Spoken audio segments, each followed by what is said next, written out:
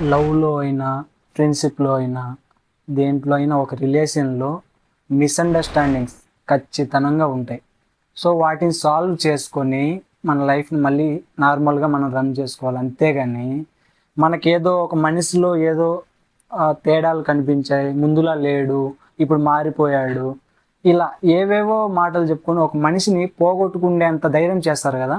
అదే ఆ మనిషిని మార్చుకొని, ఆ మనిషితో జీవించడానికి మీరు ప్రయత్నం చేసినట్లయితే ఖచ్చితంగా చాలా హ్యాపీగా ఉంటుంది. అంతేగాని మనిషిని పోగొట్టుకోవాలనే ఆలోచన ఖచ్చితంగా మైండ్‌లోంచి తీసేయాలి మీరు. ఆ మనిషిని మార్చుకుందాం.